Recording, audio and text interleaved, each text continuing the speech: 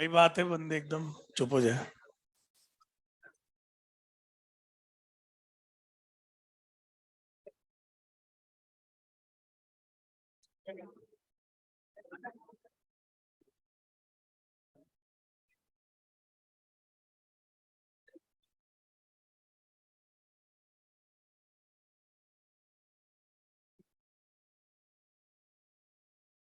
चलो भाई मॉड्यूल निकालिए।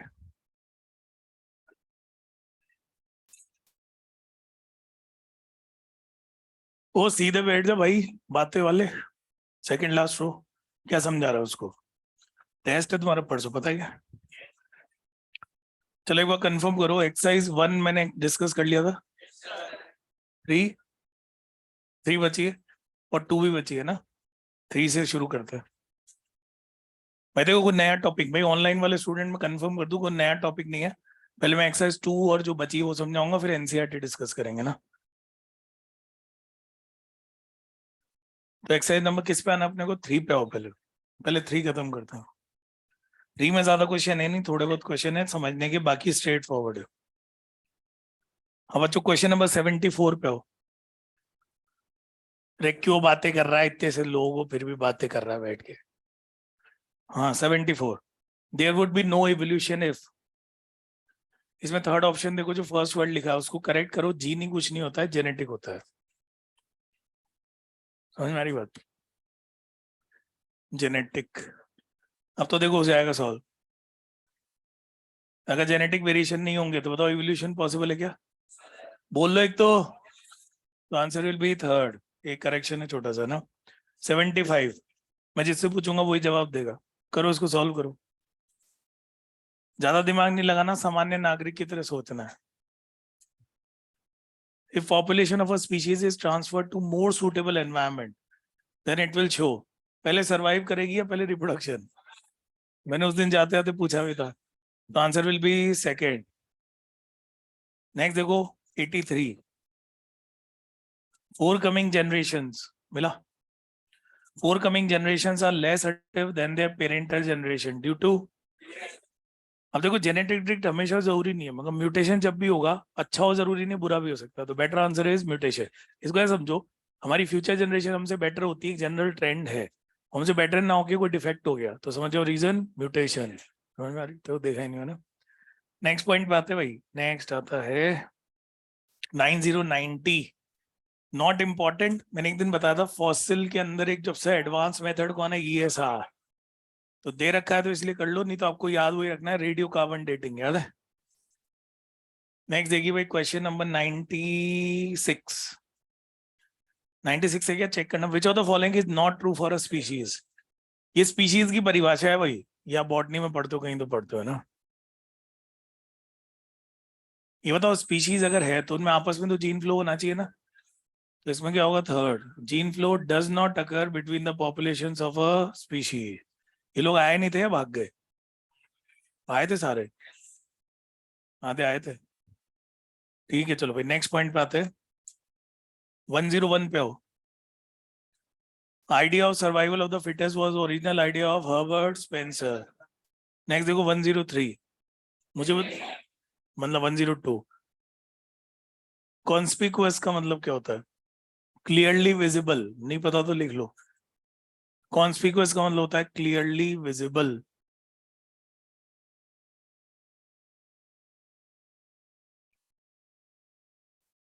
ठीक है ना। तो इसका मतलब अब तो क्लियर ही है, क्या होगा आंसर? डाइवर्जेंट। बेटा तीनों को बाहर निकाल दो, टाइम पे क्यों नहीं आते हो? हाँ भाई हो गया है तो। Clearly visible. एक्सरसाइज 2 पे आइए प्लीज।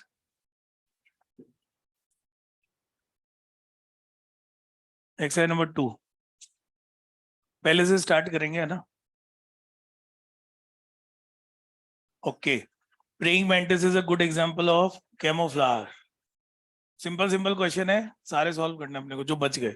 सेकंड देखो, which of the following amino acid was not synthesised. Glutamic acid. हमने पढ़ा था इन्होंने आग लगा दी थी, मगर एसिड वाला किससे था? ए से था। जी वाला एसिड नहीं था। फोर्थ जो है ना, फोर्थ एक बार ऐसा क्वेश्चन आया था, ये सीधे अपन याद करेंगे। जुरासिक पीरियड वाले में जिम्नोस्पर्म्स फर्स्ट होगा answer. Gymnosperms are dominant and first birds appear. तो अब क्या करना, वो जो चार्ट है ना भाई, उसमें से मीजोजोइक रट लेना। कौन सा वाला, बाकी छोड़ो। फिफ्थ देखो, evolutionary history of an organism is known as phylogeny, पता क्या। सेवन देखिए, one of the important consequences of geographical isolation is speciation through reproductive isolation, याद है क्या। एट देखो, among the human ancestor the brain size was more than 1000 cc in Neanderthal man, याद है। इसमें कुछ भी क्वेश्चन आ सकता है, lowest highest sequence match the column, तो ये क्रेनियल कैपेसिटी याद होनी चाहिए ना। नाइन्थ, अब ये बॉटनी का क्वेश्चन आ गया यहाँ पे, two plants can be conclusively said to belong to same species, can reproduce freely with each other and form seed. बार बार स्पीशीज की परिभाषा पूछ रहे हैं तुमसे, है ना, ठीक है। हाँ से चिल्लाओ मत, में पूछू तो ही बोलो। Tenth, the finches of Galapagos Island provide an evidence in favor of biogeographical evidence, याद है क्या। नेक्स्ट देखिए क्वेश्चन नंबर, इसमें कौन सा बच गया, 12 adaptive radiation refers to evolution of different species from a common ancestor। भाई अडेप्टिव रेडिएशन पे जब भी क्वेश्चन आता है उसकी परिभाषा आती है, तो उसकी परिभाषा याद होनी चाहिए, डेफिनेशन याद है। नेक्स्ट देखिएगा 14 कीजिए solve. The concept of chemical evolution is based on, fourth देखो, possible origin of life by combination of chemicals under suitable environmental condition, पता है क्या। उसके बाद नेक्स्ट देखिए 16, एक बार पढ़ना है इसको, सिंपल है क्वेश्चन तो कोई बड़ी बात नहीं है। Which one of the following statement is correct? Fourth देखो, ontogeny repeats phylogeny, याद है क्या। फर्स्ट क्यों नहीं होगा। Stem cells are specialised cells, नहीं, दे आर नॉन स्पेशलाइज्ड, तभी तो दूसरे सेल को बना सकते हैं। उसके बाद देखिए 18 देखिए, एक बार सबको पढ़ने दिया करो, आंसर मत बोला। वीजमैन याद है, वही तो है, theory of continuity of germ plasm, याद है। 19 number, peripatus is a connecting link between Annelida and, और अगर नियोपिली ना होता तो एनालिडा एंड मोलस्का, तो 2-4 तो याद कर लेना जो मैंने बताया था, क्योंकि पहले आते थे भैया ना।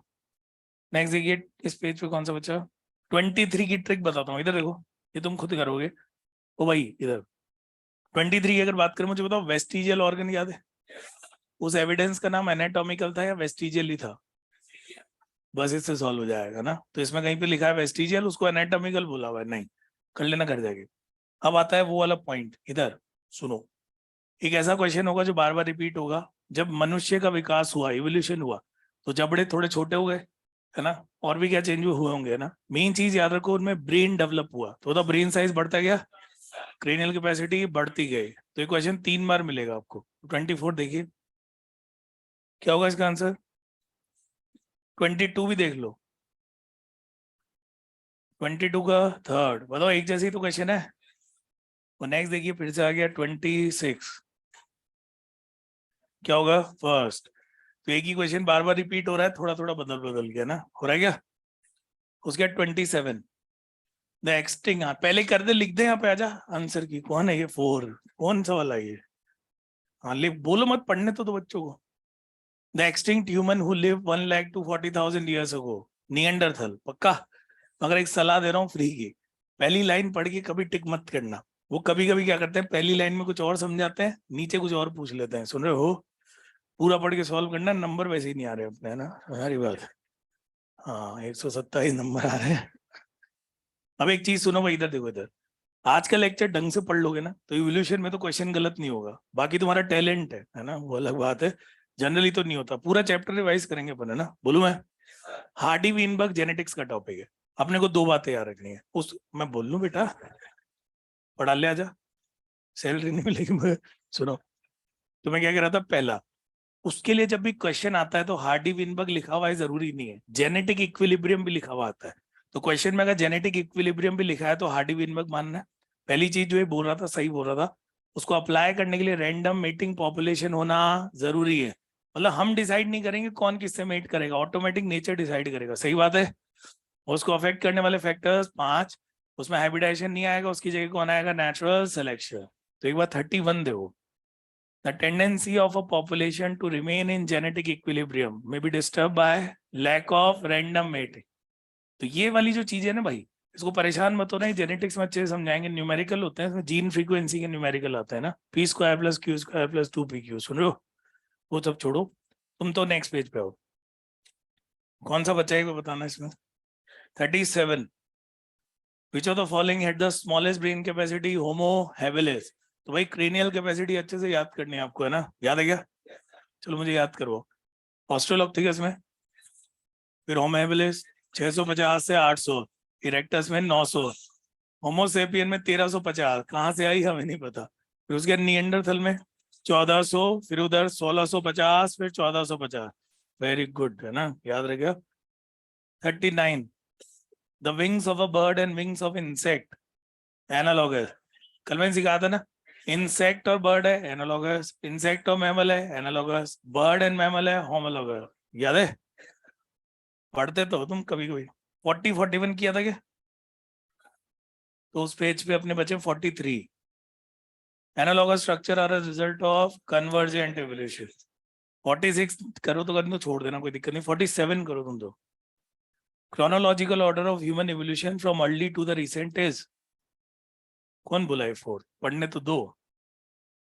रामाप्थिकस, Australopithecus, Homo habilis, Homo erectus. याद है क्या? नेक्स्ट पे आएंगे।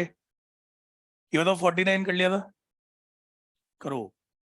Artificial selection to obtain cows yielding higher milk output represent directional, क्योंकि बताओ अपन एक्सट्रीम को सेलेक्ट कर रहे हैं, कम को नहीं कर रहे, इंटरमीडिएट को नहीं कर रहे, एक्सट्रीम को कर रहे हैं ना। और कौन सा बचा है इसमें? 54 बोर्ड पे करवाया था यहाँ, 55 भी बोर्ड पे करवाया था, किया था ना मैथ द कॉलम। 57 भी करवाया था, देख लो। अब बताओ 58, 59, 60 कर लिए थे क्या? 58 करो। 58 तो कर लिया यार। 59 तुम्हें पता ही नहीं, कर लो तो फिर डरते थोड़ी हैं। Flippers of penguin and dolphin are example of convergent. 60 देखो। एसएल मिलर में टेम्परेचर कितना था? 800। अब 800 वाले देखो, उनमें कौन होगा? CH4, H2, NH3 and water vapour. Second होगा? थर्ड क्यों नहीं होगा? CH3 लिखा है। 61 कर लिया था, किया था भाई। 62 कर लिया, याद है। 63 देख लो। After about how many years of formation of earth? 500 million, याद है। 64 वही रटी रटाई डेफिनेशन, अडेप्टिव रेडिएशन। याद है, स्टार्टिंग फ्रॉम अ पॉइंट। ठीक है, नेक्स्ट पे ये 65 देखिएगा, ये हमने कर लिया था, बोर्ड पे किया था। अरे करवाया था मैंने, होमो इरेक्टस। उसके नेक्स्ट पे है बच्चों question number 68, mammals what evolve from synapsid. याद है क्या? 69 को इंपॉर्टेंट मार्क करो। ये दिखने में मासूम है, टफ क्वेश्चन है ये, बहुत दिन तक नहीं पढ़ के गए तो गलती हो जाएगी इसमें। Natural selection where more individual acquire specific character value other than the mean character value leads to क्या? अब देखो तुम अभी अटक रहे हो तुम तो, है ना?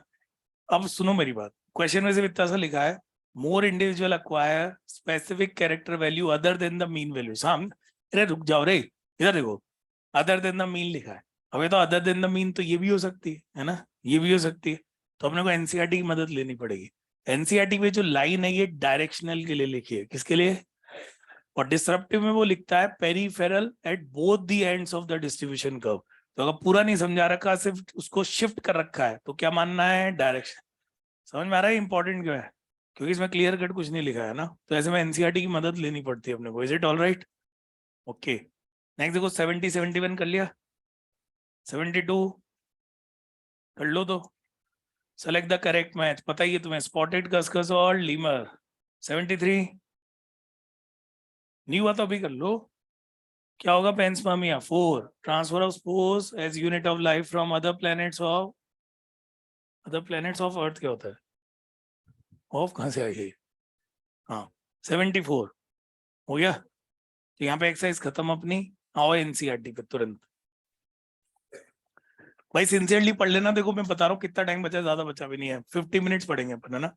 50 मिनट ढंग से पढ़ लिया है, चैप्टर पूरा रिवाइज हो जाएगा आपका। 50 मिनट्स और पढ़ेंगे, मतलब ऐसे खुश मत हो। 5 मिनट पहले फ्री करूंगा तुम्हें।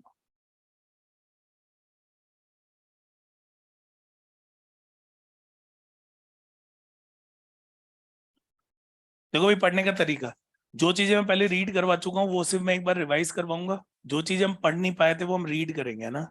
एनसीईआरटी आगे सभी सिंसियरली पढ़ना, बीच में मजाक ही नहीं चाहिए, नहीं तो हाथ ऊपर करके खड़ा करूंगा कैमरे के सामने, रिकॉर्डिंग होगी जो अलग। मजाक नहीं कर रहा हूँ, सही कर रहा हूँ, है ना। पढ़ेगा ओके। कौन एनसीईआरटी नहीं लाया तीनों में से? क्यों भाई, क्यों नहीं लाया तुम? कल कितनी बार समझाया था, लाया करो। चलो ध्यान से पढ़ना है ना भाई। फर्स्ट पैराग्राफ से शुरू करते हैं, करें? ओके देखो इसमें क्या क्या क्वेश्चन बन सकता है, सुनते जाओ। इवोल्यूशनरी बायोलॉजी याद है, study of evolution of flora and fauna. ऐसे रेस्पॉन्स दो, study of evolution of flora and fauna, याद है क्या? लास्ट की 3 लाइन देखो, इस पे क्वेश्चन बन सकता है। This is the story of origin of life and evolution of life form. याद करो क्या, इधर देखो इधर, origin of universe, origin of earth, origin of life, और लास्ट में बायोडाइवर्सिटी। कुछ याद आ रहा है? तो यहां से क्वेश्चन उठ सकते हैं इसमें ना। नेक्स्ट पैराग्राफ देखो, ओरिजिन ऑफ लाइफ। अभी तक देख के रिवाइज करते हैं, सामने देखो, कुछ नहीं पूछूंगा, घबराओ मत, मैं ही बताऊंगा ना। ओरिजिन ऑफ लाइफ की अगर बात करें, सबसे पहले याद करो, stellar distances are measured in light year. What are stellar distances? Distance between planet and star. जब हम स्टार को देखते हैं अपन पास्ट में देख रहे हैं, क्यों? क्योंकि लाइट को ट्रेवल होने में टाइम लगता है। ये मुझे अभी क्यों दिख रहा है? क्योंकि मेरे बहुत पास है। ऐसा थोड़ी 10 मिनट पहले क्या कर रहा था वो मुझे दिख रहा है, गड़बड़ हो जाती नहीं था, समझ में आ रही बात? अरे सुन रहे हो? ओके एक और बात, universe is vast, earth is a SPAC, SPAC मतलब स्पॉट। तो इन चीजों पे क्वेश्चन बनते हैं इसमें ना, सही। नेक्स्ट पैराग्राफ पे आइएगा। अब देखो सुनो, इस पे क्या बन सकता है, पहले तो मुझे रिवाइज करो। बिलियन याद है? बिलियन, धीरे धीरे आराम से। 20 पे क्या था? 4.5। बाहर नहीं जाना अपने को, सिर्फ एनसीईआरटी बेस्ड जवाब देना है ना। 3 पे क्या था? 4 पे क्या था? लाइफ। कौन सी लाइफ हमें नहीं पता। 3 पे क्या था? Non cellular. 2 पे सेल्यूलर। 1.5 पे यूकैरियोटिक। और 2 पे कंफर्म है प्रोकैरियोटिक। एक बार मुझे प्रोकैरियोटिक रिवाइज करवा दो सबसे पहले। वह प्रोकैरियोटिक बोल रहा हूँ, कीमो हेट्रोट्रॉफ, फिर कीमो ऑटोट्रॉफ, फिर नॉन ऑक्सीजेनिक फोटोट्रोट्रॉफ, फिर ऑक्सीजेनिक। वो ऑक्सीजेनिक कौन थे? ब्लू ग्रीन एल्गी, याद है? एक और क्वेश्चन है ना, origin of universe theory, big bang theory. NCERT में नेबुला वर्ड यूज नहीं हुआ है, हमें पता है। कलेक्शन ऑफ नेबुला जो सेम डायरेक्शन में यूज करते हैं, गैलेक्सी, और गैलेक्सी से मिलके क्या बना? यूनिवर्स। पक्का? अब इसमें देखो एक जगह पे मैंने आपको टिक करवाया था, थोड़ा नीचे आओ। वाटर वेपर मीथेन वाला, ऊपर ही पैराग्राफ में, अब कहाँ जा रहा है? नीचे ऊपर रहे। मैंने उसका रीजन तुम्हें याद दिलाया था, इधर देखना एक बार, सुनना। मैंने बताया था यहाँ जो लिखा हुआ है, या तो वो सीक्वेंस थोड़ा सा गड़बड़ है, या फिर हम जो पढ़ रहे हैं आइडियल सिचुएशन पढ़ते हैं, बीच बीच में ये भी होता होगा। जैसे अपन CH4NH3 से सिंपल ऑर्गेनिक कंपाउंड बनाते थे, बताओ बीच बीच में वो टूटते भी तो होंगे, तो ऐसी भी पॉसिबिलिटी है ना। तो एक बार मैं रीड कर देता हूँ, याद आ जाएगा। वाटर वेपर पे आओ, वाटर वेपर मिला। Water vapour, methane, carbon dioxide and ammonia release from molten mass covered the surface, यानी लावा से गैसें निकल के अर्थ के सरफेस को कवर कर देती है, सही। इन्होंने ऑक्सीजन यही रिलीज करवा दी, जो कि नहीं होना चाहिए था ना। पढ़े आगे? आ गया? ये रहा। The UV rays from the sun broke up water into hydrogen and oxygen, and the lighter S2 escaped. Oxygen combined with ammonia and methane to form water, CO2. तो बताओ यही oxygen, the ozone layer was form. तो देखो एक बात सुन लो, paper तो इसी से सेट होना है, एनसीईआरटी से, जो माहौल चल रहा है। तो इसलिए जो लिखा है उसको गलत प्रूव करने का कोई फायदा नहीं है। तो अपन ये मानेंगे जो लिखा है वो सही है, अपन आएगा तो उसको सही मानेंगे ना, बोलो। तो 2 तरीके से खुद को समझा सकते हो, या तो ये दोनों प्रोसेस साइमल्टेनियसली चल रहे थे, या फिर सीक्वेंस थोड़ा सही नहीं है, ऐसे मान लो, है ना। अब सीधे नीचे वाले पैराग्राफ पे आओ, डिड वाले पे। डिड पैराग्राफ देखते ही याद आना चाहिए इसमें क्या दे रखा है। इसमें दे रखा है theories of origin of life. Panspermia याद है?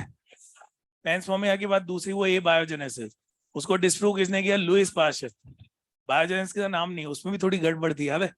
मैं पढ़ रहा हूँ एक बार। Louis Pasteur, by careful experimentation, demonstrated that life comes only from pre-existing life. He showed that in a pre-sterilized flask, life did not come from killed yeast, while in another flask open to air, new living organism arose from killed yeast. एक बोलने का तरीका हो सकता है, देखो इसमें तो किल्ड ईस्ट से नहीं आई, इसमें किल्ड ईस्ट से आ गई, तो हो सकता है बोलने का तरीका हो। मगर इतनी बड़ी बुक में तो आपको थोड़ा एक्सप्लेन करना पड़ेगा, तो थोड़ी गड़बड़ फील हो रही है। मगर पता है क्या होगा, एग्जाम में जब क्वेश्चन आएगा, मैं जनरल ट्रेंड बता रहा हूँ, ये लाइन लिखेंगे और कोई आंसर जा ही नहीं रहा होगा तो अपने को यही टिक करना पड़ेगा, सुन रहे हो? जैसे एन के सेल क्या होते हैं, फेगोसाइटिक या नॉन फेगोसाइटिक? मगर याद करो उड़ीसा वाला जो पेपर हुआ था नीट का, उसमें एक क्वेश्चन आया था, पता है क्या? 4 ऑप्शन थे, चारों गलत थे, मगर अपने को उनका करेक्शन मतलब उनका जो आंसर है वो टिक करना पड़ गया, और उसमें लिखा हुआ था कि एनके सेल्स आर फेगोसाइटिक। तुम्हें पता है क्या? क्वेश्चन है ये एक्सरसाइज 2 के अंदर। तो एनसीईआरटी उसको फेगोसाइटिक बोलता है, और वो वही पूछा था एग्जाम में, है ना? सुनाई दे रहा है? 2018 में कभी हुआ क्या था, जिस समय नीट था ना, उड़ीसा 19 जो भी था, तो वहां पे तूफान आ गया था, तो उनका नीट अलग से हुआ था, उसमें एक क्वेश्चन आ गया था ना। बड़े आगे बढ़े, तो ये ऐसा ही कुछ होगा इसके साथ भी। नेक्स्ट पैराग्राफ में पता है क्या है भाई? वो इधर देखो, ऑपरेन हेडलेन याद है? इन्होंने थ्योरी दी थी प्राइमरी ए बायोजेनेसिस, 2 पार्ट थे, बताओ बिना वो हुआ सी क्या बात है, कैसे हो रहा है? केमिकल एवोल्यूशन और बायोलॉजिकल एवोल्यूशन। केमिकल की स्टेजेस बताओ, atomic, molecular, simple, complex. Simple मतलब मोनोमर, कॉम्प्लेक्स मतलब पॉलीमर, है ना? नेक्स्ट थी biological, protobiont, eobiont, prokaryotic cell, eukaryotic cell. अब सुनो एक बात, पहले अपन अगर बायोलॉजिकल की बात करें तो अपन ये बोल सकते हैं क्या, biological evolution was preceded by chemical evolution? Preceded मतलब पहले, पी से पहले, पी से प्रीसीड, याद कर लोगे? तो बायोलॉजिकल के पहले कौन आया? केमिकल। और दूसरा दूसरा बोलो, chemical evolution was followed by biological evolution. सही है, उसके बाद कौन आया था? बायोलॉजिकल। तो ये प्रीसीड और फॉलो याद करो भाई, ये बहुत पूछा जाता है ना, याद रहेगा। एक और बात, ढंग से जवाब चाहिए मेरे को। केमिकल एवोल्यूशन जो थी उसके प्रूफ क्या थे? स्टैनले, मिलर और मीटियोराइट्स, याद है कुछ? किसके प्रूफ? Chemical evolution. बायोलॉजिकल के अलग से कोई प्रूफ नहीं थे। समझ में आ रहा है? ऐसे मैं रिवाइज करवा रहा हूँ, घबरा क्या रहो, नहीं आता तो आज सीख लो, परसों तो टेस्ट है अपना, है ना? सही यहाँ तक बढ़े। नेक्स्ट जो आता है लास्ट पैराग्राफ पे हो, वी हैव नो आइडिया वाले पे। इसमें ईओ बायंट समझा रखा है, क्या समझा रखा है? देखो सुनो, we have no idea about how the first self replicating metabolic capsule of life arose. पहला कहां से हमें नहीं पता, मगर हमें क्या पता है, the first non cellular form of life could have originated 3 billion years back।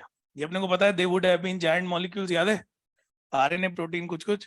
These capsule reproduce their molecule perhaps। कई बच्चे इसमें अटकते हैं, इसका मतलब वो रिप्रोडक्शन भी शायद कर सकते थे। बताओ, यही तो मतलब है। बेटा सिंसियरली पढ़ ले यार प्लीज यार, आज तो कम से कम। नेक्स्ट पेज आ गया, तेरे को पता ही नहीं।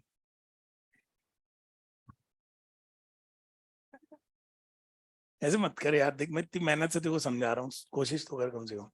हाँ भाई, अब इसमें याद करो, चौथी लाइन में एक गड़बड़ है। This version of A biogenesis होना चाहिए था, इन्होंने ए अलग कर दिया और बायोजेनेसिस अलग। कुछ याद आ रहा है? मैंने करवाया था भाई टेक। तो ये होना चाहिए था this version of A biogenesis, मगर देखो क्या लिखा है, this version of a biogenesis. ये क्यों गलत हो जाएगा? क्योंकि नॉन लिविंग होना चाहिए, वो तो नॉन लिविंग ए बायोजेनेसिस है ना, अ बायोजेनेसिस तो लिविंग हो गया। और इन्होंने बोला था पहली लाइफ किससे आई थी? नॉन लिविंग से। कुछ याद आ रहा है क्या? तो फिर वही बात, ये खुद की लाइन देंगे, अपने को मानना पड़ेगा उसको, सही अपन कुछ कर नहीं पाएंगे। अब डायग्राम पे आ जाओ, डायग्राम रिवाइज करते हैं, करे? ये किसका डायग्राम है? स्टैनले मिलर, ठीक है। सबसे पहले देखो, बॉइलिंग वाटर दिख रहा है, ये इसलिए था ताकि पानी को वेपर में कन्वर्ट कर सके। ऊपर की तरफ वैक्यूम पंप दिख रहा है, ये रिड्यूसिंग एटमॉस्फेयर को क्रिएट करने के लिए था। बताओ, ऑक्सीजन को रिमूव कर रहा था। बताओ, वो चेम्बर दिख रहा है, स्पार्क डिस्चार्ज, वहां पे लिखो वो क्या कर रहा था? प्रिमिटिव एटमॉस्फेयर को मिमिक कर रहा था। वो जो स्पार्क डिस्चार्ज है ना, गोला था, वो चेम्बर, वो प्रिमिटिव एटमॉस्फेयर को दर्शा रहा था। उस समय का एटमॉस्फेयर ऐसा था, भयंकर गर्म, 800 डिग्री। हाँ किया, मार्क किया। ये बताओ, कंडेंसर क्या था? रेन। रेन को कर रहा था डिनोट, बताया था? बताया था मैंने तो एक दिन, है ना? और नीचे देखो, water containing organic compound, ocean. अरे प्रीबायोटिक सूप याद है? तो हर चीज का सिग्निफिकेंस था, ऐसे नहीं कुछ भी बना लिया जो सस्ता पड़ रहा है, ऐसा नहीं था, है ना? और गैसेस याद करो चलो साथ के साथ, CH4, NH3, H2O और H2O। और H2O भी लिक्विड या वेपर? वेपर। उसके लिए पानी को क्या कर रहे थे? बॉइल, याद आ रहा है? ओके, नेक्स्ट पे आते हैं 7.2। भाई अब थोड़ा सिंसियरली पढ़ लेना, नहीं मन है ना बिल्कुल ही पढ़ने का तो बैग लेके चले जाओ, जो बैठे मैं उनको पढ़ा दूंगा, सिंसियरली पढ़े अगर बैठे तो, है ना? पढ़े क्या? Okay, 7.2 evolution of life forms a theory, दिखाई दे रहा है? भाई एक चीज समझो जो सही में पढ़ना चाहते हैं ना, देखो भाई अभी अपन पढ़ रहे थे theories of origin of life, ये तो स्पेशल क्रिएशन भी तो ओरिजिन ऑफ लाइफ की थ्योरी है। मगर एनसीईआरटी ने उसको अलग नाम से दे दिया। किस नाम से दिया? देखो, इवोल्यूशन ऑफ लाइफ फॉर्म। तो अगर आप दिमाग लगाओ तो ये इवोल्यूशन नहीं है, ये ओरिजिन ऑफ लाइफ है, मगर इन्होंने इवोल्यूशन बोला है। तो मरने मारने की बात आ जाए तो अपने को एनसीईआरटी को प्रायोरिटी देनी पड़ेगी ना। और इस पूरे पैराग्राफ में, बड़ा सा पैराग्राफ है ना, और अगले पेज में से पता क्या होने वाला है, देखना इधर। इसमें वो थ्योरी के 3 पॉइंट आएंगे, 4000 साल, याद है? दूसरा, बायोडाइवर्सिटी हमेशा सेम, और सारे लिविंग ऑर्गेनिज्म सेम। इसको डिस्प्रूव करने के लिए पूरी जान लगा देंगे, और डार्विन और वॉलेस आएंगे। तो इससे एक गड़बड़ हो गई, पता क्या? डार्विन की थ्योरी 2 भागों में टूट गई। याद करो, अपन ने डार्विन के 5 पॉइंट पढ़े थे, कुछ पॉइंट यहाँ रह गए, कुछ आगे चले गए, तो उससे बच्चे कंफ्यूज हो जाते हैं ना। यार रखना, डार्विन की ही थ्योरी है, इसको डिस्प्रूव करने के चक्कर में कुछ पॉइंट इन्होंने यहाँ चिपका दिए ना। ये तो बात समझ में आई? तो मैं रीड कर रहा हूँ, कृपया ध्यान से सुने। ओके, तो अपन क्या करते हैं, सीधे यहाँ से पढ़ते हैं। ये बताओ, 4000 साल तक तो पता ही है आपको। उसके आगे से देखो, all these ideas were strongly challenged during the 19th century based on observations made during a sea voyage in the sail ship HMS Beagle. याद है? Charles Darwin concluded that existing living forms share similarity to varying degree, not only among themselves but also with the life form that existed millions of years ago. ये पता क्या दर्शा रहा है? Branching descent, नाम सुना है? सब कुछ कनेक्टेड है, सबके एंसेस्टर क्या है? सेम। तो ये दर्शा रहा है, तो उससे बात प्रूव हो गई भाई, सब कुछ कनेक्टेड है, बायोडाइवर्सिटी चेंज होती रहती है। और सुनो, many such life forms do not exist anymore. There had been extinctions of different life forms in the years gone by, just as new forms of life arose at different period. मतलब वो जो कह रहे थे ना सब कुछ हमेशा से ही सेम थे, बोले नहीं, लोग गायब होते जा रहे हैं, नए बनते जा रहे हैं, लगातार चेंज होते जा रहे हैं। बताओ, डिस्प्रूव कर रहे हैं। Next, there has been gradual evolution of life forms. Any population has built-in variation. कोई अगर पढ़ रहा है तो मैं याद दिलाऊं, डार्विन की थ्योरी का 3rd point, variation and heredity. All organisms have inbuilt variation. याद है? वही लिखा हुआ है। जैसे मान लो पेरेंट्स के 2 बच्चे हैं, वो दिखने में एक जैसे दिखेंगे, मगर दोनों के अंदर वेरिएशन होगा, क्योंकि बताओ क्रॉसिंग ओवर हुआ होगा। ये खास बात है ना, ठीक है। नेक्स्ट देखिएगा, दोज कैरेक्टरिस्टिक, बच्चों यहां से अंडरलाइन करो, ये अटका सकता है आपको। Those characteristic which enable some to survive better in natural conditions, bracket में देखो, climate, food, physical factor etcetera, would outbreed others that are less endowed to survive under such natural conditions. एक बार खुद से पढ़ो, मैं समझाता हूँ। मोर एंडाउड मतलब मोर गिफ्टेड, लेस एंडाउड मतलब लेस गिफ्टेड। ज्यादा अच्छे फीचर है तो आप मोर एंडाउड हो, कम अच्छे फीचर है तो लेस एंडाउड।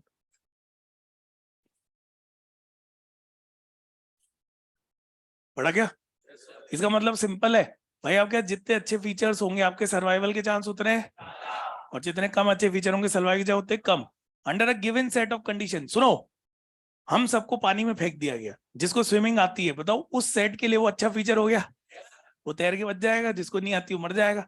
तो मोर एंडाउड मतलब जिसको स्विमिंग आती है, लेस एंडाउड जिसको नहीं आती है। अरे सुने, इसको और टफ करें, हम सबको समुद्र में फेंक दिया, अब जिसको थोड़ी बहुत आती है वो भी सर्वाइव नहीं करेगा, जिसको परफेक्ट आती है वो ही सर्वाइव करेगा ना। समझ में आ रहा है? तो ऐसा एक एग्जाम्पल है ना, सुन लो। कई बच्चे जमीन पे डूब जाते हैं, अलग बात है, उनको बिल्कुल ही नहीं आती है। हाँ जी, बढ़े आगे बढ़े। Another word use is fitness. अभी फिटनेस 400 करोड़ बार यूज होगा, देखना है ना। Another word use is fitness of the individual और population. The fitness according to Darwin refers ultimately and only to reproductive. ये सबको याद है ना, ठीक है। बड़े, hence those who are better fit in an environment leave more progeny than the others. These therefore will survive more and hence are selected by nature. भाई देखो एक चीज सुन लो, कभी कभी जो सरवाइव कर रहा है उसको फिट बोलते हैं, कभी कभी जो रिप्रोड्यूस ज्यादा कर रहा है उसको फिट बोलते हैं। तो एक ही बात मानना पड़ेगा उसको, है ना। क्या मांग रहे हो?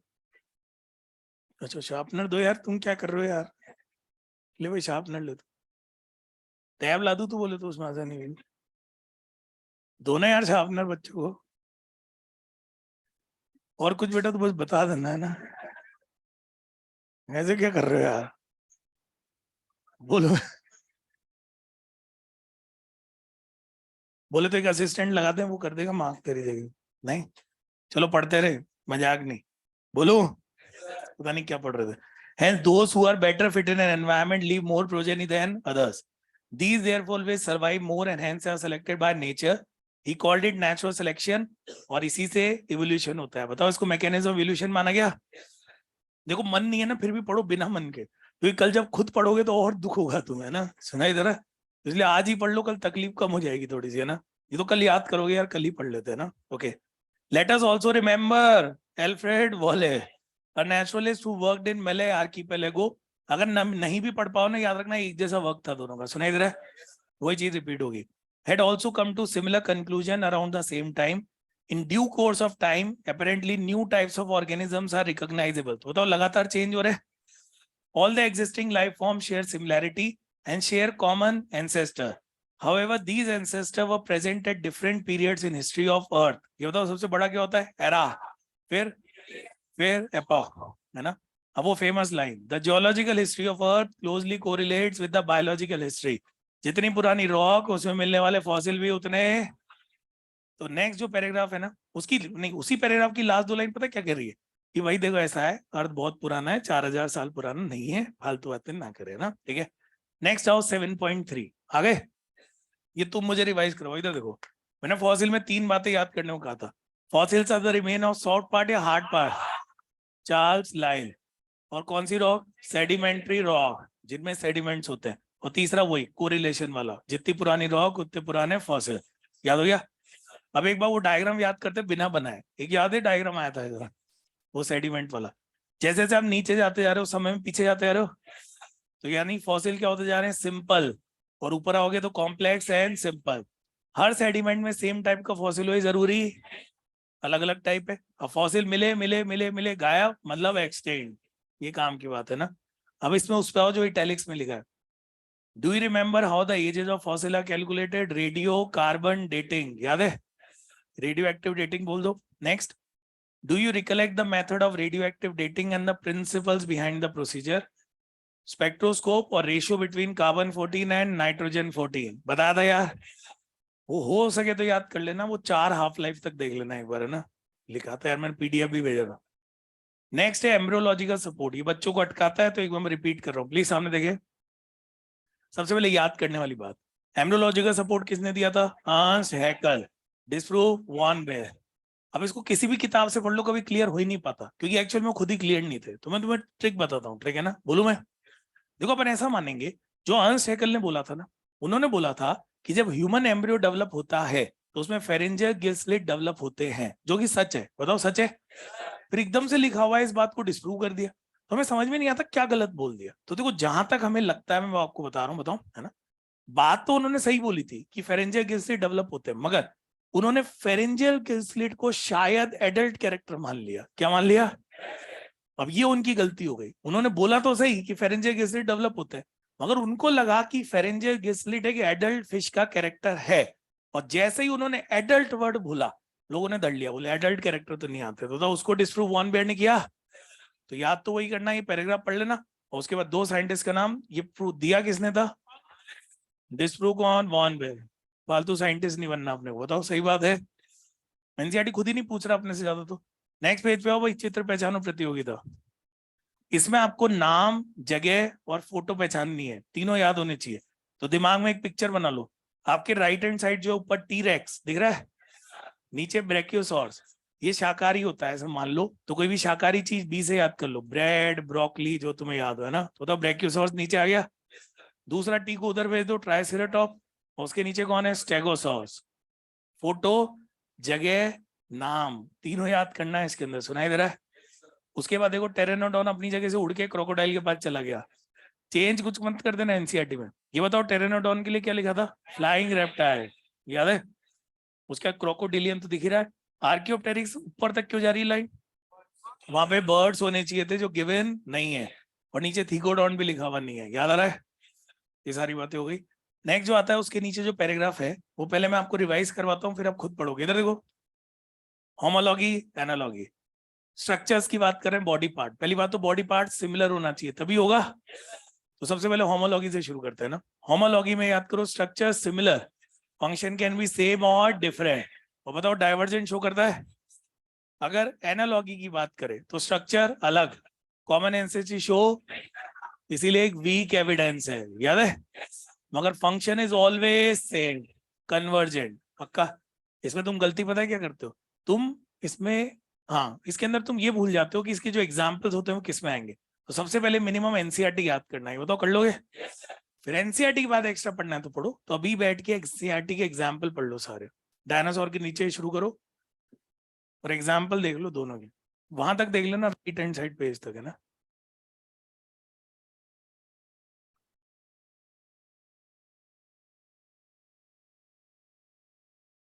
मॉड्यूल क्यों खोल रहा है? नीला एनसीईआरटी यार, तुम ऐसी हरकतें करो तो मैं क्या बोलूं। थोड़ी देर के लिए मान लो हमारे सामने सिर्फ एनसीईआरटी और कुछ एग्जिस्ट ही नहीं करता। 3 बच्चे इतने सिंसियरली एक एनसीईआरटी से पढ़ रहे हैं ना, कहीं ऐसा ना हो नंबर भी 1/3 हो जाए।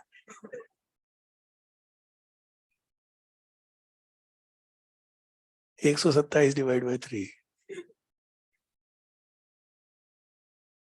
पढ़ो एग्जाम्पल, पढ़ो जल्दी जल्दी, ये तो सबको याद होने चाहिए भाई।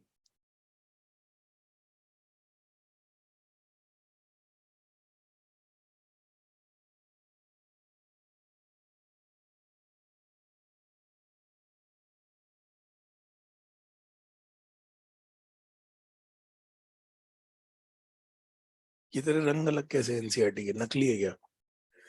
ये नीले नीले कैसे हो रहे हैं हरे की जगह?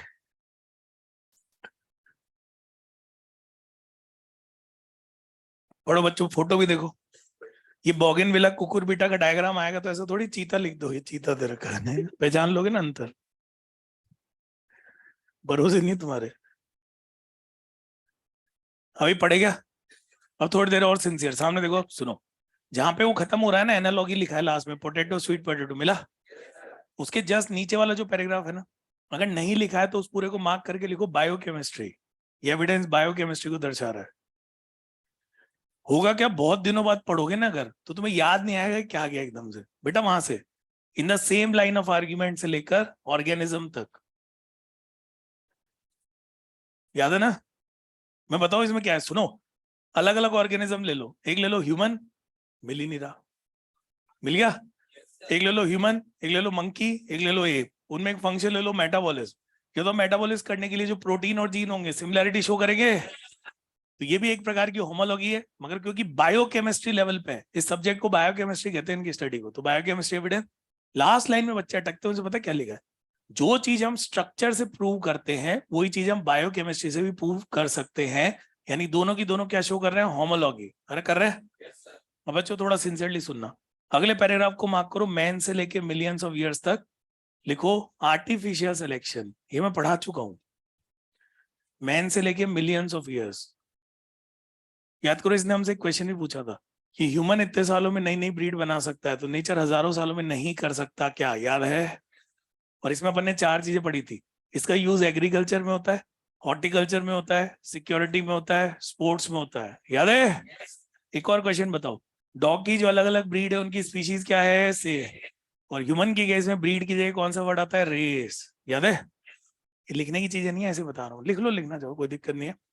अगला पैराग्राफ, भाई कोई थक तो नहीं गया? इतना सा हाथ उठा देना बस, मैं संभाल लूंगा, बाकी तो है ना, ठीक है। नेक्स्ट एकदम से पता है क्या स्टार्ट हो गया, एग्जाम्पल्स ऑफ नेचुरल सिलेक्शन। किसी को याद है क्या? है ना? पहले तो मुझे जवाब दो तुम, फिर पढ़ेंगे इसको, क्योंकि ये तो अपने को कंफ्यूज करेगा। याद करो, जो स्टडी हुई थी एक तो 1850, कौन से कीड़े ज्यादा थे? अच्छा इंग्लिश में। 1920 में हुई थी, कौन ज्यादा थे? ब्लैक। और ये बताओ, ये व्हाइट वाले ब्लैक में कन्वर्ट क्यों हुए थे? म्यूटेशन। वो इसमें गिवन नहीं है मगर याद रखना है। और रूरल एरिया में हमेशा ही कौन ज्यादा थे? वाइट, क्योंकि वहां पे पॉल्यूशन नहीं था। पॉल्यूशन का इंडिकेटर कौन? लाइकेन। पॉल्यूशन ज्यादा, लाइकेन कम। SO2 पे क्वेश्चन आया भाई, याद है? अब एक बार पढ़ना पड़ेगा क्योंकि अपन ने पढ़ा नहीं है इसको, तो सिंसियरली पढ़ना। एक और चीज समझ लो, इधर देखो भाई, कंट्रास्टिंग बैकग्राउंड क्या होता है? ये बताओ, व्हाइट पे ये ब्लैक क्या हो रहा है? कंट्रास्ट। तो बताओ, एक कंट्रास्टिंग बैकग्राउंड है जिसमें बिल्कुल अलग दिखाई दे ना, ठीक है। ये वर्ड आएगा बीच में, अब मैं रीड कर रहा हूँ भाई, लैंग्वेज थोड़ी घुमावदार है, पहले बाद में ऐसे ऐसे करके घबराना नहीं है, अपने को पता है सही में क्या होता है ना, ठीक है। Another interesting observation, supporting evolution by natural selection comes from England. जाते रहते होंगे आप, है ना? गैलेपेगोस जाओ तो इधर निकल लिया अगर हाँ। In a collection of moths made in 1850s, that is before industrialization set in, it was observed that there were more white-winged moth on trees than dark winged or melanized moth. However, in the collection carried out from the same area, but after industrialization, that is in 1920, there were more dark wing. बताओ reverse हो गया, पहले white ज्यादा फिर black ज्यादा. पर ये बात मतलब लैंग्वेज में नहीं अटकना है किसी को, अपने को चीजें पता है, समरी लिखवाई है मैंने आपको, है ना. बढ़ा आगे, फोटो देख लो इनकी, कैसा कैमोफ्लाज है, दोनों दिख रहे हैं मेरे को, तो दिखने ही नहीं चाहिए थे. बढ़ा आगे बढ़े. The explanation put forth for this observation was that predators will spot a moth against a contrasting background. मतलब समझ में आया, वो चमकने लग जाएंगे. During post-industrialization period, the tree trunks became dark due to industrial smoke and soot. पता है क्या? Under this condition, the white-winged moth did not survive due to predators. Dark-winged or melanized moths survived. Before industrialization set in, thick growth of अभी पहले वाला बाद में बता रहे हैं, ये होता है पहले वाली बात है, इसको बाद में बता रहे हैं, बोले बच्चे समझ ना जाएगा ये ना, ठीक है. Thick growth of almost white colored lichen covered the trees. In that background, the white-winged moth survived, but the dark-colored moths were picked out by the predator. Do you know the lichens can be used? पता है ना? NCERT में जो भी italics वाले question हो सारे solve किया करो, कभी कभी नीट में आ जाते हैं, जैसे ये आया हुआ है, सुनाई दे रहा है? Okay. They will not grow in areas that are polluted. Hence, moths that were able to camouflage themselves, that is hide in the background, survive. अभी अगला पैराग्राफ इंपॉर्टेंट है, पता क्यों? इस पूरे को जो चीज प्रूव कर रही है ना, प्रूव, वो अगला पैराग्राफ है. देखो, this understanding is supported by, सुनाई दे रहा है? Supported by the fact that in areas where industrialization did not occur, example rural areas, the count of melanic moth was low. मतलब कहीं ऐसा ना हो कि हमारी थ्योरी गलत हो, तो थ्योरी को ये प्रूव कर रही है ना, ठीक है. This showed that in a mixed population, those that can better adapt, survive, and increase in population size. Remember, no variant is completely. अभी तक देखो बच्चों, किसी को डिटॉल वाले उदाहरण याद है? अपन ने उसमें एंटीबायोटिक डाली थी, एक बच गया था, मैंने पूछा भी था कितने प्रतिशत सर्वाइव करते, याद है? उसी का पैराग्राफ है जो मैं पढ़वा चुका हूँ, खुद पढ़ के देखो नेक्स्ट पैराग्राफ, शायद तुम्हें याद आ जाए. ये हमने क्लास में रीड किया था, बेटा तू भी पढ़ ले, गेट देख लिया हो तो पढ़ ले थोड़ा, कुछ याद आ रहा है क्या? Similarly excess use of herbicide बताया था, पढ़ो खुद पढ़ो, आखिरी की 3 लाइन में पढ़ूंगा. एंथ्रोपोजेनिक पढ़ा था अपन ने, प्रोटोजोआ भी लिखा था. चलो भाई आखिरी 3 लाइन पे आ गए क्या? मुझे जवाब चाहिए, जवाब, देश जवाब चाहता है. हाँ. This also tells us that evolution is not a directed process in the sense of determinism. मतलब it is not a pre-planned or predetermined process. सही बात है, ये मैं लिखवा चुका हूँ. It is a stochastic process, मतलब random by chance, तो कुछ भी pre-decided नहीं है. Based on chance events in nature and chance mutation in organism. Organism में जो भी म्यूटेशन होता है बताओ बाई चांस हुआ था, और नेचर के इवेंट भी बाई चांस, कहीं भूकंप आ गया, कहीं बाढ़ आ गई, कभी सूखा पड़ गया. जो उसके लिए तैयार होगा वो सरवाइव कर जाएगा, जो तैयार नहीं होगा वो सरवाइव नहीं करे. सुन रहे हो, है ना? एक एग्जांपल दूं, टर्की में भी भूकंप आया था, अभी कल या परसों एक हॉर्स जिंदा निकला, हॉर्स, तो सरवाइव कर रहा था. या तो उसका लक अच्छा था, या उसमें कोई एडेप्टेशन ऐसा था जो कि भूखा पे ऐसा भी सरवाइव कर गया ना. अरे सुनाई दे रहा है? एक एग्जाम्पल दे रहा था ना. व्हाट इज एडेप्टिव रेडिएशन, ये मैं पढ़ा चुका हूँ, एक बार जल्दी से देख लो, इसमें कोई डाउट तो नहीं है. डार्विन फिंच याद है? वही तो है, उसकी फोटो देख लो, चोंच के आकार में चेंज आता जा रहा है. और इसका दूसरा एग्जांपल है ऑस्ट्रेलियन मार्सुपियल रेडिएशन. तीसरा कौन था? Placental mammal. ऑस्ट्रेलियन मार्सुपियल में मतलब कैसे क्वेश्चन आते हैं, ऐसे आएंगे, Tasmanian wolf, tiger cat, marsupial cat, kangaroo, wombat. Example of adaptive radiation. मतलब कुछ भी जो भी लिखा है उसके अकॉर्डिंग जवाब देना. सही बात है. अब एक सबसे महत्वपूर्ण बात सुनेंगे सभी लोग, जो कभी नहीं सुनते वो भी सुनेंगे. इधर देखो, डर तो नहीं है कोई? नहीं.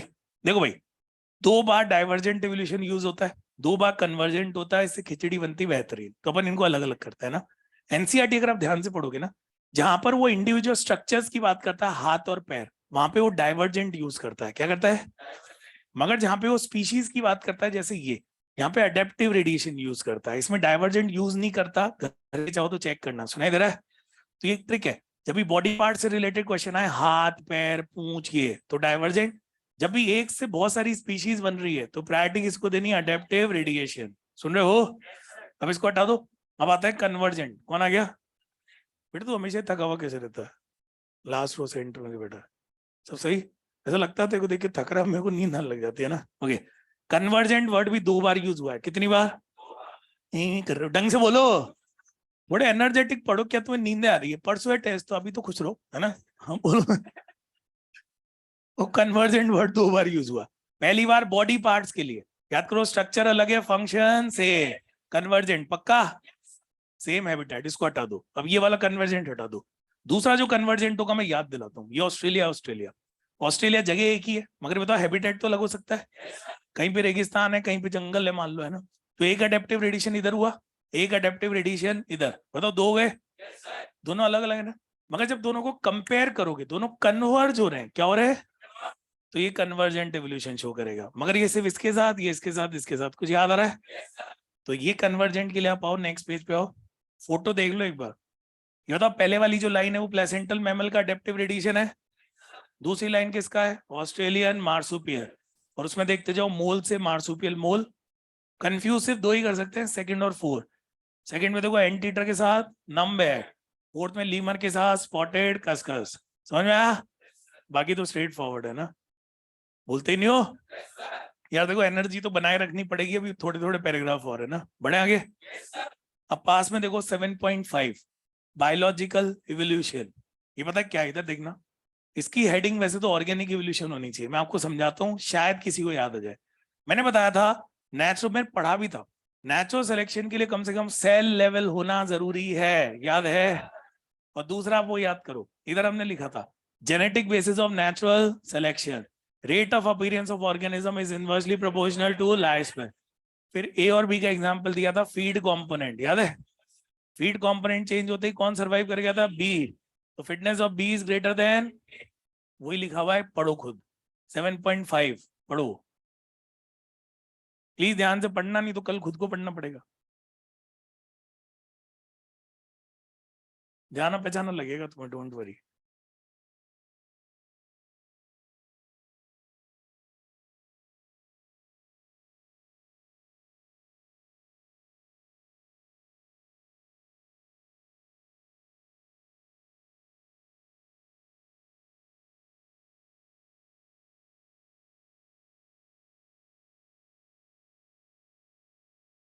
वही ना, ए और बी वाला उदाहरण। यहां तक पढ़ लो जहां तस्मानियन वुल्फ है ना, उसके पास था a under the new condition, ऐसे। Fitness of B is better than A, वहां तक पढ़ लो, फिर मैं समझाता हूँ। पढ़ लिया? सही में इतनी तेज पढ़ते हो? बढ़े आगे बढ़े। ओके, इधर देखिएगा, सुनना। नेक्स्ट स्टेप पे आता है। एक तो पता है तुम्हारा जो पूरा फेज ये ना एमई है, ये इसको एलटी को बहुत मिसयूज कर रहा है। उनको लगता है कि ये ना वीडियो तो आ ही जाएगा, देख ही लेंगे, घर पे पढ़ लेंगे ना। ऐसा हो रहा है? ऐसा हो रहा है? तुम तो आ रहे हो, तुम थोड़ी जो भाग रहे हैं, मैं उनका कह रहा हूँ। ये सोचते हैं घर पे आराम से वीडियो देखेंगे ना। चलो बढ़िया करो ऐसा, बाद में पता लगेगा अगले साल, है ना? बड़े आगे बढ़े। यहाँ से मैं पढ़ रहा हूँ भाई, नेचर सेलेक्ट्स फॉर फिटनेस। ये बताओ, जिसकी फिटनेस अच्छी होगी उसके सिलेक्शन के चांस ज्यादा। पक्का? ओ भैया, ढंग से, सिंसियरली, है ना? नेक्स्ट देखिएगा, one must remember that so called fitness is based on characters which are inherited.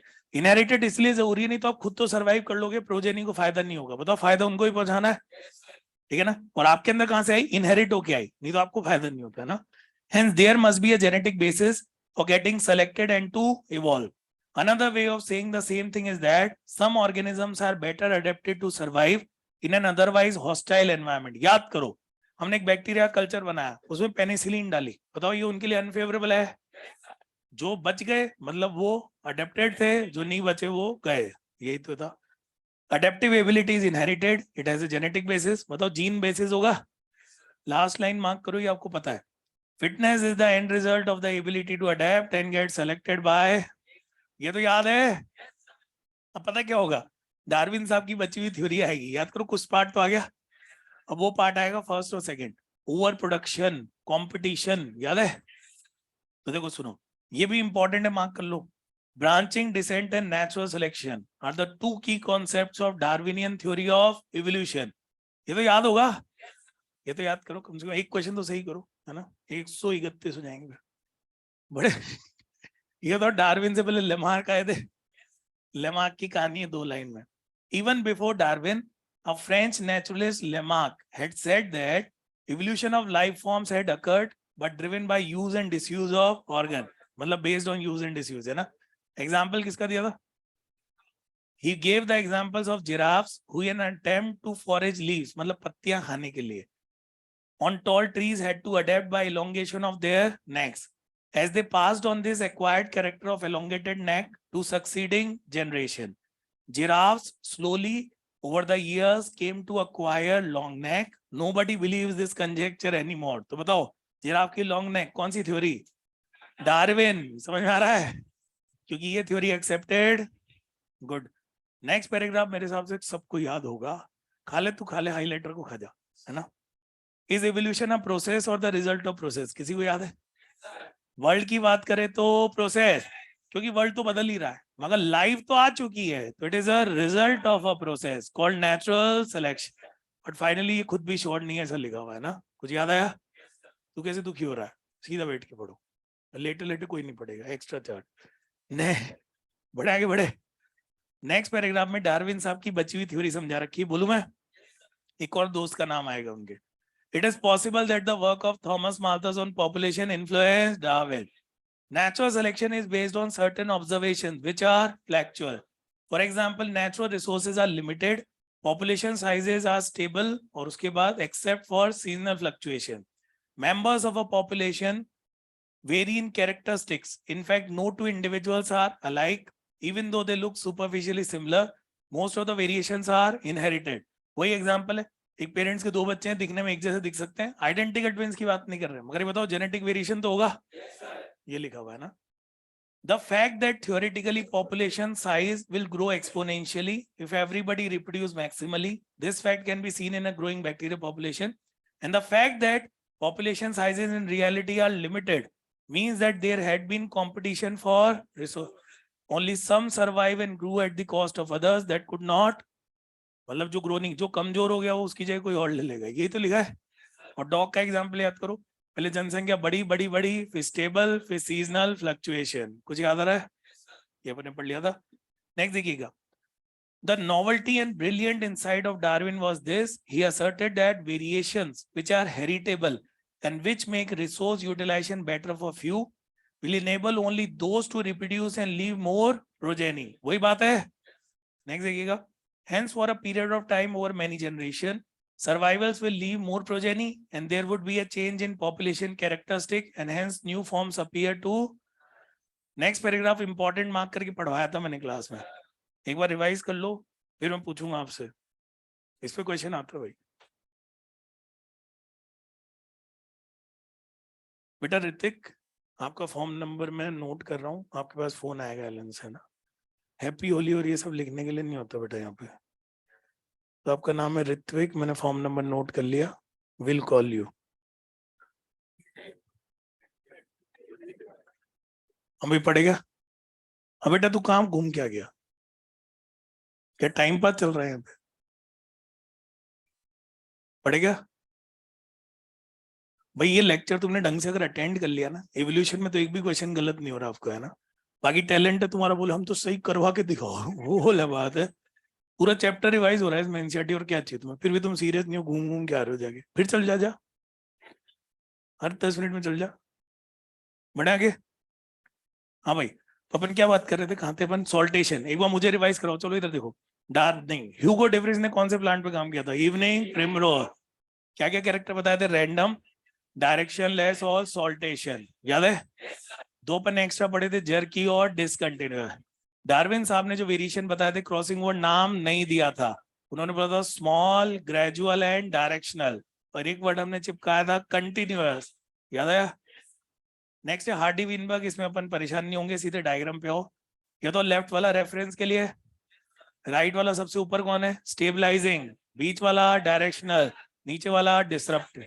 इसकी थ्योरी आगे आएगी अभी, है ना बच्चों। पेज नंबर 137 आ गए? उसको मिलता ही नहीं 137, समझता है क्या हुआ? पेज नंबर अलग है। अच्छा, तो ये नई वाली एनसीईआरटी है। गुड, हेल्प करो उसकी, चलो आगे। हाँ भाई देखो सेकंड पैराग्राफ, यहाँ पे क्या आने वाला है सुनना। एक तो हार्डी विनबर्ग के फैक्टर्स आएंगे जो अफेक्ट कर रहे हैं। दूसरा याद करो gene migration, gene flow, genetic drift. कुछ सुना सुना लग रहा है? तो बहुत दिन पहले एक दिन में आया था, याद है? 5 फैक्टर्स, सेकंड पैराग्राफ पे हो आगे।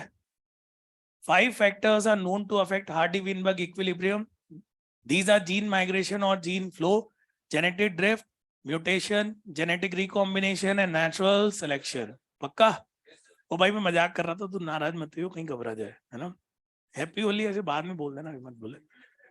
नेक्स्ट देखो यार, इस चैट पे सही नहीं लगता है, थोड़ी पढ़ाई से रिलेटेड चैट है ना। हाँ नेक्स्ट देखिएगा। When migration of a section of population to another place and population occurs, gene frequencies change in the original as well as in new population. New genes and alleles are added to the new population and these are lost from the old population. There would be a gene flow if this gene migration happens multiple times. If the ये बताओ flow समझ में आ गया?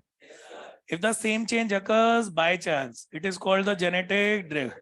Sometimes the change in allelic frequency is so different in the new sample of population that they become a different, the original different population becomes, and the effect is called found.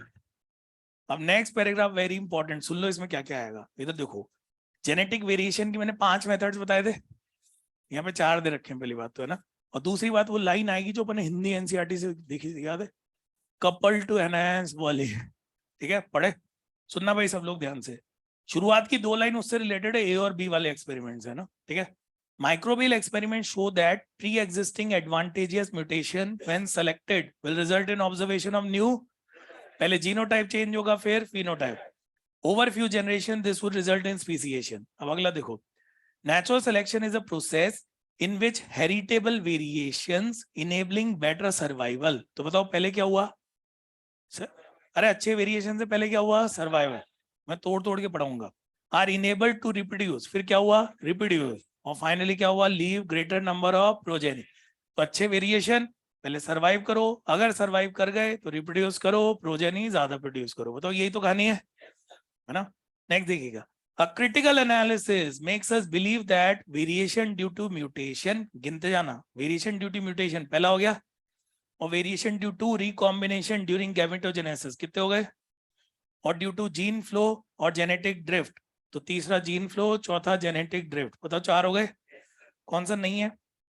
Hybridisation नहीं है, और gene flow है, gene migration नहीं है। समझ में आ रहा है? Result in change frequency of genes and alleles in future generation, अब वो आ गया। Couple to enhance reproductive success, natural selection makes it look like a different population. इसका मतलब जो नेचुरल सिलेक्शन होता है वो रिप्रोडक्शन की मदद से नई पॉपुलेशन बनाता है, याद है? या मान लो दोनों मिलकर नई पॉपुलेशन बनाते हैं, बात एक ही है।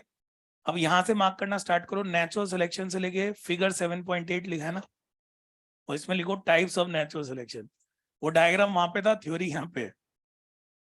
इतनी साइड में तो कोई थक ही जाए वहां तो पहुंचते पहुंचते। मिली क्या? लिख लो टाइप्स ऑफ नेचुरल सिलेक्शन है। और याद है क्वेश्चन में अपन अटक रहे थे आज, वो इसी से सॉल्व होगा अपना। पढ़ू मैं?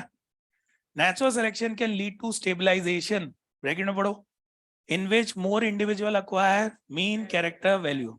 नेक्स्ट देखो डायरेक्शनल, ये ध्यान से पढ़ना, more individual acquire value other than mean character value. अब बताओ होने को तो डिसरप्टिव में भी हो सकता है, मगर इसमें लिखा है तो ये होगा। डिसरप्टिव में देखो, मोर individual acquire peripheral character value at both the ends of distribution. अगर आपको नोट्स याद हो जो मैंने लिखवाए थे, पहली लाइन मैंने ये लिखवाई थी तीनों में ना, पढ़ते ही नहीं हो तो मैं क्या करूं? ब्रीफ अकाउंट ऑफ इवोल्यूशन, इधर देखें, रिवाइज करते हुए पढ़ेंगे इसको। जिसको आता है जवाब देना, जिसको नहीं आता वो सुनना ध्यान से, ना पढ़े। सबसे पहले अपन मिलियन में याद करेंगे। 2000 पे क्या था? सेल। 500 पे इनवर्टिब्रेट्स, 350 पे एक तो जॉलेस फिश और एक सीला कैन, याद है? 320 पे सीवीड्स एंड फ्यू प्लांट्स, 200 पे इक्थियोसॉर्स कहाँ गए? पानी के अंदर, 65 पे कौन एक्सटिंक्ट हुए? डायनासोर। अब मैं क्वेश्चन पूछूंगा, जवाब देना। धरती पे पहले प्लांट्स आए, एनिमल बाद में एनिमल। एनिमल में पहले आए एम्फीबिया, मगर वो सक्सेसफुल नहीं थे क्योंकि नॉन क्लिडोइक एक्ट थे। उनकी गलतियों से सीख के रेप्टाइल्स आए जो कि सक्सेसफुल थे। कोल्ड डिपॉजिट बने किसके गिरने से? जायंट फर्न, टेरिडोफाइट, याद है? और पहले मैमल किसके कहते थे? श्रू। श्रू, ये मैंने पढ़ाया था। सुनो सुनो इधर देखो, सीला के अंत की अगर बात करें तो कब मिली थी? 1938 साउथ अफ्रीका वाले सी में, याद है? उसके फिर लॉब्यूलर थे, लॉफिन नाम था। स्टाउट मतलब स्ट्रॉन्ग और थिक थे, वो बाहर आ जाती थी फिर अंदर चली जाती थी, याद आ रहा है? अभी खत्म नहीं हुआ रे इधर। सीला कैन से बने अर्ली एम्फीबिया, जिनके कोई स्पेसिमेन हमारे पास नहीं है। जाते जाते रिश्तेदार छोड़ गए, फ्रॉग एंड सेलेमेंडर। ये मैंने स्लाइड दी थी तुम्हें। उससे जो बनेंगे नेक्स्ट अर्ली रेप्टाइल्स, खुद तो गए अपने रिश्तेदार छोड़ गए। Turtle, tortoise, crocodile. कुछ दुखी हो के पानी में चले गए, वहां पे जाके इक्थियोसॉर्स, वो बन गए फिश लाइक रेप्टाइल। उस समय के जो लैंड रेप्टाइल थे डायनासोर, वो एक्सटिंक्ट हुए। क्यों हुए हमें नहीं पता, फिर भी क्या क्या रीजन हो सकते हैं? क्लाइमेट चेंज, मीटियोराइट्स, या तो कन्वर्टेड इनटू बर्ड। क्या पता हमारे बीच में, ना समझ आ रहा है? अब सही जवाब चाहिए मेरे को। पहले कौन आए थे, मैमल्स या बर्ड्स? कौन आए थे? मैमल्स। मैमल्स आए थे। विविपेरस एंड इंटेलिजेंट, लास्ट में बर्ड्स। समरी समझ में आई? सिंपल है ना? अब वो आ जाओ क्लीडोग्राम पे, नेक्स्ट पे आओ। भाई घबराना नहीं है, इसको यही याद करके जाना है आज अपने को ना। इस पे आओ 7.9, CTRP याद है? नीचे से पढ़ना शुरू करो, देखो क्लोरोफाइट, ट्रैकियोफाइट, राइनिया, साइलोफाइटन। आवाज ही नहीं आ रही। Chlorophyte, tracheophyte, Rhynia, Psilophyton. अब देख देख के जवाब दो, बिना देखे तुम्हारी मर्जी। नीचे वाला जो फर्स्ट और सेकंड है उनके बीच से कौन है? ब्रायोफाइट। सेकंड और थर्ड के बीच से जोस्टेरोफाइलम। जो ऊपर तक आ गए वो हर्बेशियस, रास्ते में जुड़े तो आर्बोरेसेट। अब इधर देखो मेरी तरफ, इतना सबको रटा होना चाहिए। इसका फायदा बताऊं, बहुत बड़ा फायदा है। जो भी बच गए उसके नाम तुमने सुने हो या नहीं सुने हो, सारे कहां से आएंगे? साइलोफाइटर। कहां से आएंगे? सिंपल है भाई, अगर ट्रिक बनाना चाहो तो। फाइनली मेरे कहने से एक एक्स्ट्रा याद कर लो, प्रोजिम्नोस्पर्म। वो लेटेस्ट है ना। प्रोजिम्नोस्पर्म से देखो कौन है? Seed fern. इधर साइकेड और इधर वो मोनोकॉट डाइकॉट, याद है? तो भाई इतना टफ नहीं है जितना सोच रहे हो, 2 मिनट का ही है ना। लास्ट क्लीडोग्राम पे आओ। नीचे देखो अर्ली रेप्टाइल दिख रहा है, ऊपर वाला सौरोप्सिड, नीचे वाला साइनेप्सिड। चलो बिना देखे ट्राई करो। साइनेप्सिड से मैमल बने थे, पहले पेलिकोसॉर, फिर थेराप्सिड, फिर मैमल। इस पे क्वेश्चन आया था इस बार, याद है? तो शुरुआत हो चुकी है क्वेश्चन आने की, और एक बार शुरुआत हो गई तो आएगा फिर दोबारा, है ना। सौरभ से याद करो, 5 लोग आए थे। टी वाले बताओ पहले। टर्टल, टुआटारा, थीकोडॉन, और 2 स्नेक और लेजर। उसके बाद थीको, तू वासिया ले बैठा बैठा ना, हम पढ़ लेंगे, ठीक है। हाँ देखो, थीकोडॉन जो था उससे एक तो क्रोकोडाइल, और इधर कौन थे? डायनासोर। और डायनासोर से बर्ड, वो याद हुआ। नेक्स्ट जो हम पढ़ चुके हैं ये हुआ खत्म, है ना? अरे खत्म हो गया। अब अपने पास हुए 6:06, है ना। मैं तुम्हें 5 मिनट का टाइम दे रहा हूँ, एनसीईआरटी बंद कर दो, नोट्स निकालो, नोट्स। 5 मिनट में इवोल्यूशन रिवाइज करो, फिर मैं तुम्हें 5 क्वेश्चन दूंगा, सॉल्व करना।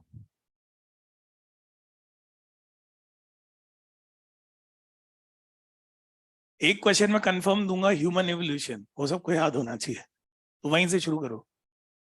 हेडिंग हेडिंग पढ़ लो, हेडिंग हेडिंग। 5 मिनट, ऐसे मान लो 5 मिनट बाद नीट है तुम्हारा, ये चैप्टर आ रहा है।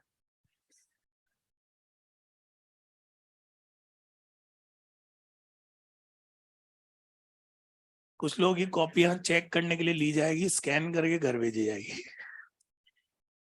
करो रिवाइज करो, मजाक ही नहीं हो रही यहाँ पे, करो। तू सोता रहे बेटा, है ना, सो जा तू।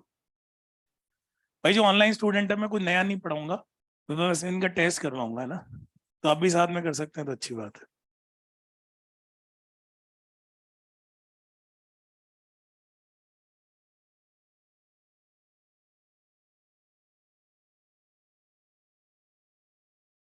ऋत्विक क्या कहना चाह रहे हो मुझे समझाओ एक बार। ये जो मैसेज लिखा है इसका मतलब समझाओ। आप लोग पढ़ो भाई।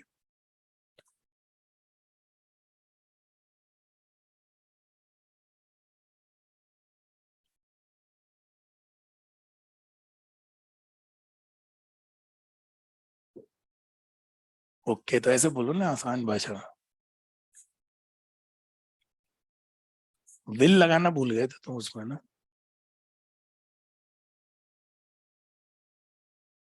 करो रिवाइज करो।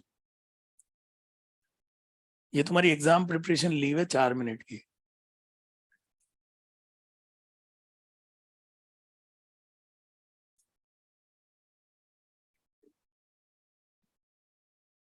बेटा तेरी कॉपी चेक करूंगा, पहले ही कह रहा हूँ, है ना? ये वाली नहीं, जब टेस्ट दूंगा उसके बाद। ये वाली क्यों करूंगा? क्या करा, कर लो।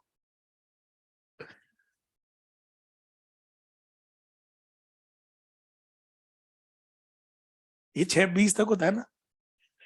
ओके भाई, कल का टाइम है 9 से 11, 4 से 6, कोई डाउट होता है ना? 9 से 11, 4 से 6।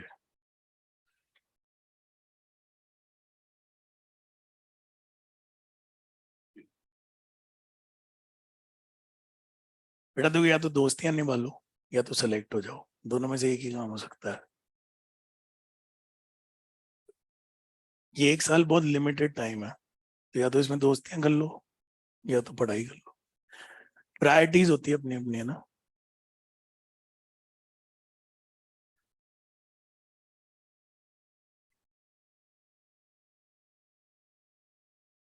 भाई कल तू ऑनलाइन आया, सिस्टम हैंग हो गया हमारा। मजाक कर रहा हूँ।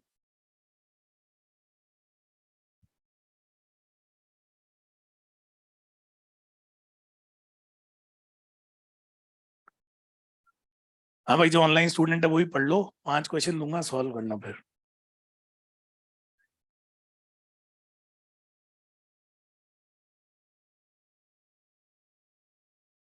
बाकी बैच में 10 क्वेश्चन दिए थे, उसमें टाइम थोड़ा ज्यादा बच गया था, तो अपने 5 में हो जाएगा।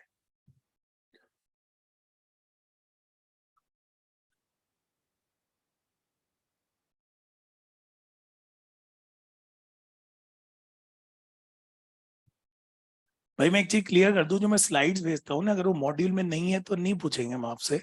मैं रेफरेंस के लिए भेजता हूँ कि कभी कोई क्वेश्चन अटके, कई बच्चों का एक्स्ट्रा पढ़ना होता है उसके लिए, तो वो सारी स्लाइड नहीं पढ़नी है आपको। सुन रहे हो? अब बच्चों कर लिया रिवाइज? चलो क्वेश्चन लिखो, खाली पेज निकालो, मतलब अलग निकालने की जरूरत नहीं, कॉपी में ही आ जाओ अगले पेज पे। सिंसियरली करना, बस देखो टॉपिक रिवाइज हो जाएगा तुम्हारा ना। दू मैं क्वेश्चन दू, और लिखना क्या है, हेडिंग और सब हेडिंग, अंदर की पॉइंट जरूरी नहीं है। पहला क्वेश्चन लिखो, ह्यूमन एवोल्यूशन। इसमें वैसा ही फ्लो चार्ट बनाना, उसकी हेडिंग हेडिंग हेडिंग लिख देना, है ना? अभी नहीं, पहले तो क्वेश्चन लिखो, ह्यूमन एवोल्यूशन। लिख दिया? सेकंड क्वेश्चन लिखो, सेकंड लिखिए, embryological development. Out of syllabus question आ गया एकदम से। एम्ब्रोलॉजिकल डेवलपमेंट, वो मंथ वाला याद है? फर्स्ट मंथ, सेकंड मंथ, जितना याद हो लिखना, देखते हैं कितना याद है। Embryological development. नेक्स्ट लिखो, नेक्स्ट क्वेश्चन लिखो, कॉन्ट्रासेप्टिव मेथड्स। ये भी आउट ऑफ सिलेबस आ गया। भाई तैयार रहना चाहिए सरप्राइज के लिए अपने को, परसों ही तो एग्जाम है। सिर्फ फ्लो चार्ट बनाना आपको, कुछ नहीं, नाम नाम हो गया। नेक्स्ट लिखो, नेक्स्ट, ये हमारा favourite question, examples of homology, analogy and adaptive radiation. एक क्वेश्चन है, examples of homology, analogy and adaptive radiation. लिखा बच्चों? कितने हो गए? 4। अब जो क्वेश्चन दूंगा उसमें सिर्फ नाम लिखना है ना, लिखिए, theories of organic evolution, theories of organic evolution and origin of life. Theories के नाम, एंड और लगा दो एक बार, and origin of universe. Cheating हो गई तो। चलो भाई करो, ज्यादा नहीं है, 5 इक्वेशन है, करो सब, बातें बातें करो। हाँ करो सॉल्व।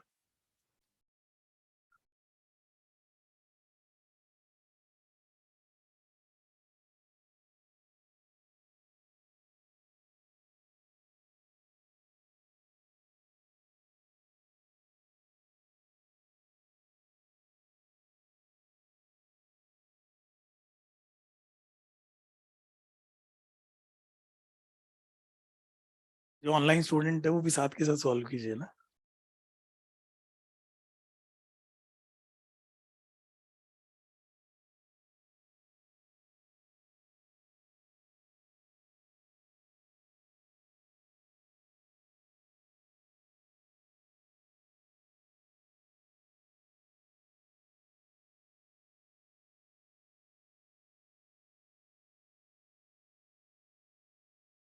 मतलब एम्ब्रोलॉजिकल डेवलपमेंट है ना, एम्ब्रोलॉजिकल इवोल्यूशन नहीं, दोनों चैप्टर ही मिला दिए। बेटा तूने एक भी लिखना शुरू नहीं किया, लिख तो सही।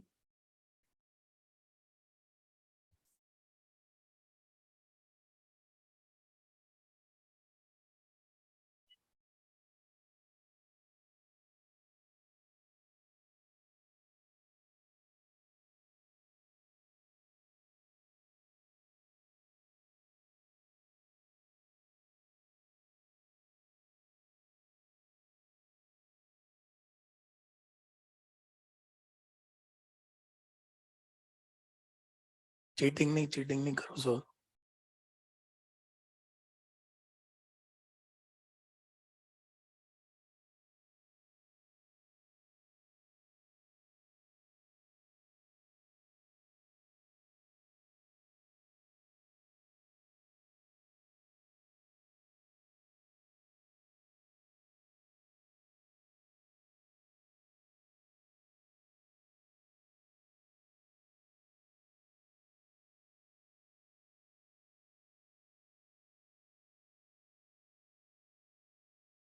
तो एक भी नहीं कर पाएगा उसको सम्मानित किया जाएगा, डस्टर दिया जाएगा।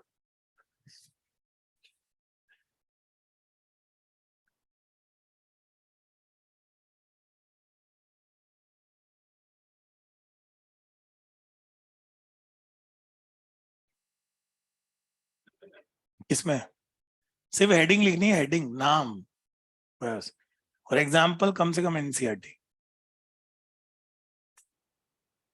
वही पूछ रहा ना, होमोलॉजी एनालॉजी, एनसीईआरटी पूरी। एक्स्ट्रा लिखना है तेरी मर्जी।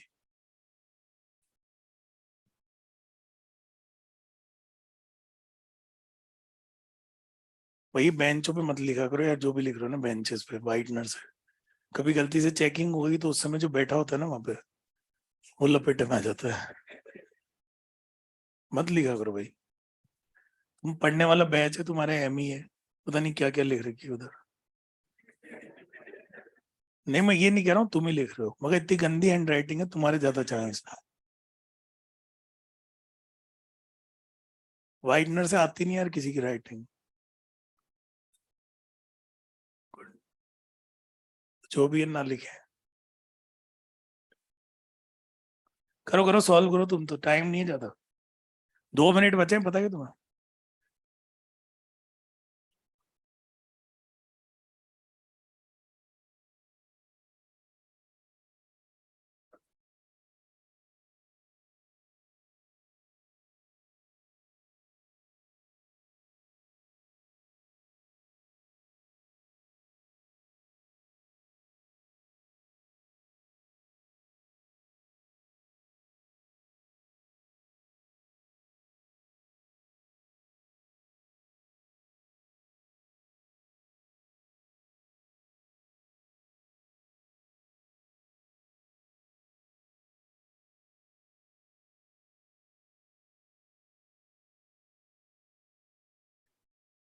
डिटेल में नहीं जाना भाई, नाम नाम लिख दो।